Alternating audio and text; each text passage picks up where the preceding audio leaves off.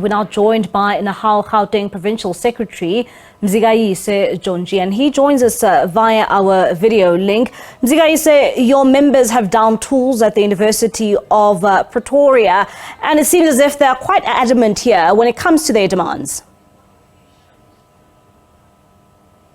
Good evening, Mbali, and good evening to your viewers at home.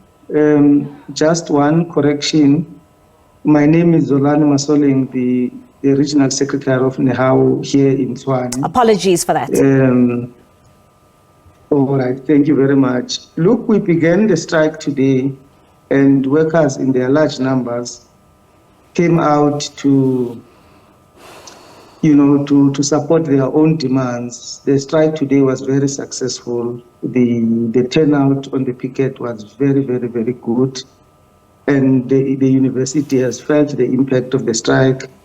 And actually, we feel that they are being very reckless, that at the start of an academic year, they could afford that workers should be on the street instead of resolving the impasse. So from where we are sitting, that's a demonstration that this management and the VC do not have the public interest, do not have the interest of the students at heart, let alone our interest as the workers at heart, if they are allowing at a time in which the academic year should be beginning, but they are doing the kind of things that they are doing. So this was just the first day. It was firing the first shot, and from henceforth tomorrow and going forward, we will be intensifying the strike. It's just intensification, and leading to Monday, when the academic calendar must start, the intensification will be even more. So we think that, and we hope that they can come to their senses and come to the table so that we may negotiate a mutually beneficial settlement. And Zolani, do you not accept what the university is saying when it says it can only afford 4%, and that's because of a number of factors like student debt as well as the impact of load shedding that's had on the institution? Do you think that they can push this up a bit more, and 4% is simply not enough regardless of what the institution is saying? Look, 4% is definitely not good enough from where we're sitting, because just as they can cite those issues that they are citing, which, by the way, they've got nothing to do with us as the unions and as the workers, the same impact of load shedding they are feeling, we're also feeling it. It's not only them. The economic impact they are crying about, we are also feeling it. We are subject to a very high cost of living. Inflation has gone up. Our salaries are unable to keep up with the cost of living. I mean, the interest rates are low. They've been on the upward trend, even though they are stabilizing now, but since about 2 to 3 years, people that were paying a bond of R1 million 2 to 3 years ago are having to pay 3,000 extra. Fuel is up, food is up, petrol, tuition is up.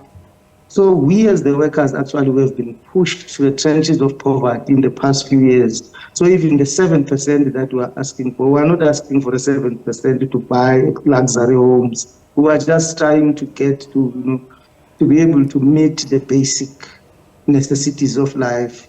So the issues that they say they cannot afford, we don't believe that it's true. If there must be the tightening of the belt must apply to everyone, workers, management, and everything. From where we are sitting, they have not produced a single iota of evidence that can show us that before they can tell us that we need to tighten our belt, these are kind of measures they themselves they have implemented to say let's tighten the belt. We see them still, hosting very fancy events, birthday celebration, very opulence of buying expensive cakes and all of this. We see them, going abroad, staying in luxury apartments. They are buying expensive laptops. They are driving expensive cars wherever they are going in overseas trips. We see usage of money in lawyers, and all of these things that do not suggest that there are austerity measures. So the austerity book is being thrown at us, and we are saying, no way, you can't throw an austerity book at us while you are continuing to live as if everything is normal. And by the way, we're talking about a management, for instance, this VC is acting on a position of, it's a public record, their salary is 4.2 million rand. So for 4% for somebody who earns 4.2 million rand, it's about 160,000 or more per annum. So 4% to him, really, we can understand when he does not understand where we're coming from. But a 4% for somebody who earns 10,000 rands, it's 400 bucks, when medical aid has gone up, when everything has gone up, tax and all of those things. At the end of the day, 4% to somebody who earns 10,000, they might end up taking home 150, rands, and we call that an increase. So they are being very insensitive, and they are very being economical with the truth, and they do not want to sit down and listen and try to understand where their very employees are coming from, given the fact that these very employees are going an extra mile in making sure that university becomes a university of choice, a top-class university, but it's happening at the backdrop of exploitation, and they do not feel the fruits of that university being the best in the world. It does not reflect in how workers are treated and how they are remunerated. And we are saying, no, austerity, you need to do introspection first before you can throw an austerity book on us, and we will have none of that to accept. And Zolani, one would say that with wage negotiations, they're usually long and they drag out, for a while. If your demands are not met, what then? Look, our point of principle is that just as we are striking, we are open to negotiation, and we know that in any negotiations, it's a give and take. But here we're dealing with a management that is negotiating in bad faith, people who are not interested in negotiation. They are not bargaining. They are just putting a gun on our face. Look, for instance, these negotiations started as far back as around September, October, and they started with 2%, and in the entire 6 months of negotiation, they've only moved by 2%, literally. So you can see that they are not interested in engaging in good faith so that we can find a solution. From where we are sitting, just as we are on the streets, we are open to engage and negotiate. Where we can make concession, we are open to make, but it must be concession that will still be in the interest of our members and also all of us.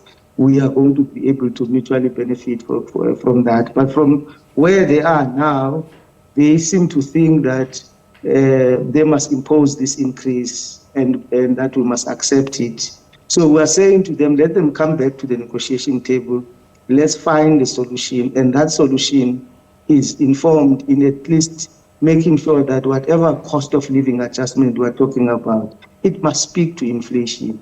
How do you justify offering workers, below inflation increases when all other universities in that sector have actually given their employees? If you look at the higher education, salaries that other universities have given to their own workers, 6 to 8%. Yeah. Even universities that are not doing as well as UP is doing financially.